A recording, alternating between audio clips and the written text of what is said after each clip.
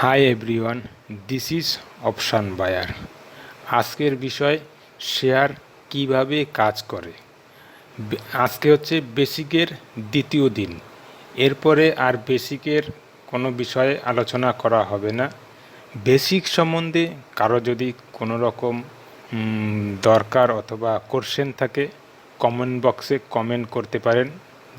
চেষ্টা করা হবে পরের ভিডিওতে সেই কমেন্টের রিপ্লাই করার জন্য। আসি পরবর্তী আজকের বিষয়ে, শেয়ার কিভাবে কাজ করে।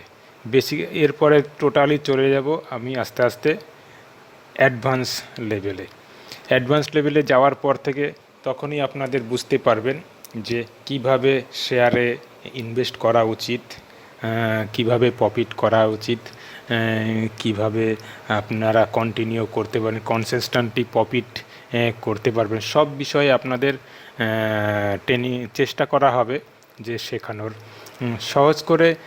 তো আজকের বিষয় শেয়ার কিভাবে কাজ করে। দেখুন, এই ভিডিও যদি আপনাদের ভালো লাগে আপনারা লাইক, শেয়ার অ্যান্ড সাবস্ক্রাইব করুন, যাতে আমি মোটিভেট হয়ে আপনাদের আরও ভালো ভালো ভিডিও আপনাদের তুলে ধরতে পারি, যার ভিডিওর জন্য আপনারা আপনাদের যে স্টক মার্কেটের ট্রেনিংটা খুব ভালোভাবে করতে পারেন। নর্মাল বিষয়, আপনারা যদি কেউ যে গিয়ে থাকেন যে সবজি আড়ত যদি যান, সেখানে আপনি দেখতে পারবেন চাষিরা সবজি মাঠ থেকে তুলে নিয়ে এসে সেই আড়তে হচ্ছে গিয়ে জমা দেওয়ার পরে আড়তদারের ওইখানে যে দোকানদারগুলো আছে সেই দোকানদাররা হচ্ছে গিয়ে সবজিগুলোর প্রথমে একটা নির্দিষ্ট দাম দেওয়ার পরে এবার যারা হচ্ছে গিয়ে ব্যবসাদাররা আছে, এবার ওরা ধরুন দেখা গেল কোনো একটা সবজির দাম প্রথমে 20 টাকা থেকে শুরু হলো।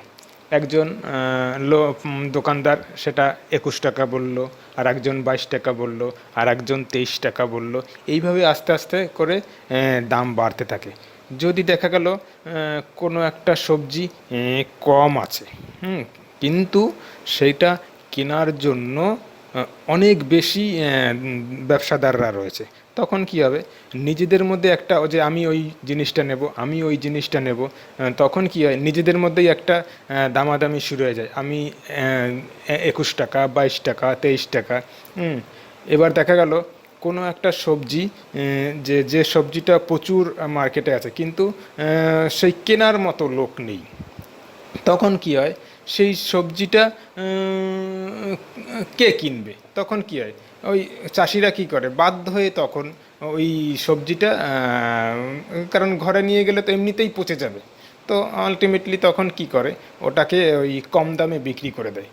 সেম একই প্রসেস, ধরেন আমার কাছে কোনো একটা কোম্পানির শেয়ার রয়েছে, নর্মালি 500 টাকা দামের। সেই 500 টাকা দামের শেয়ারটা আমার হচ্ছে কি, সেই কোম্পানি ভালো বিজনেস দেখাতে পারছে না, ভালো কাজ করছে না, তো আলটিমেটলি সেই কোম্পানিতে সাধারণ বড় বড় যারা ইনভেস্টাররা রয়েছে তারা তো ইনভেস্ট করবে না। ইনভেস্ট না করার কারণে তো কোম্পানির ব্যবসা হচ্ছে না। কোম্পানির ব্যবসা না হলে যারা বাই করবে তারা বাই করবে না। আলটিমেটলি শেয়ারের দাম আস্তে আস্তে পড়তে থাকবে। এবার দেখা গেল কোম্পানি ভালো একটা বিজনেস দেখানোর পরে সেই কোম্পানি, এবার ওটা তো বিজনেস দেখালে ওটা নিউজে চলেই আসে, তখন ওই কোম্পানিতে আমাদের মতো সাধারণ যারা রয়েছে তারা তখন কি করে, ওই কোম্পানির, মনে করছে এই কোম্পানি ভালো বিজনেস দেখাচ্ছে, আমি এই কোম্পানির শেয়ারগুলো কিনব। তখন কি হয়, প্রচুর করে বায়ার চলে আসে, আর বায়ার চলে আসার কারণে ওই কোম্পানির শেয়ারগুলো ধীরে ধীরে ধীরে ধীরে ধীরে আস্তে আস্তে বাড়তে শুরু করে, আর যাদের কাছে স্টকগুলো থেকে যায় তারা মুনাফা আর্ন করে, এবং এইভাবেই শেয়ারগুলো কাজ করে। শেয়ার দেখুন, একেবারে কঠিন জিনিস নয় যে আপনি করতে পারবেন না। শিখতে হবে, তবেই আপনি করতে পারবেন। আমি ধরুন এই মার্কেটে আমার অলরেডি 8 বছর হয়ে গেছে। তো 8 বছরের তো এক্সপিরিয়েন্স আপনাদের শেয়ার করে যদি আপনাদের কিছুটা উপকারে আসতে পারি, এটাই আমার লক্ষ্য। আমি যদি প্রফিট করতে পারি, আপনারা কেন করতে পারবেন না? হ্যাঁ হ্যাঁ, প্রথম কথা বলি, না শিখে প্রফিট করতে পারবেন না, শিখুন, অবশ্যই প্রফিট করতে পারবেন। তো এই বিষয় ছিল আজকের, শেয়ার কিভাবে কাজ করে। তো এইভাবেই শেয়ারগুলো কাজ করে। তো আজকের এই বিষয় এইটুকুই থাক।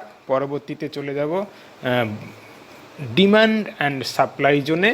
সেটা নেক্সট কোনো দিন ভিডিও, যে নেক্সট যে ভিডিও আসবে সেই ভিডিওতে আপনাদের যে বাই কখন একটা শেয়ারে শুরু হয়, কখন ওখান থেকে প্রফিট বুক চালু হয়, তখন নেক্সট ভিডিওতে আপনাদের এই demand zone and supply zone সম্বন্ধে বলা হবে। Thank you. Jai Hind, Vande Mataram.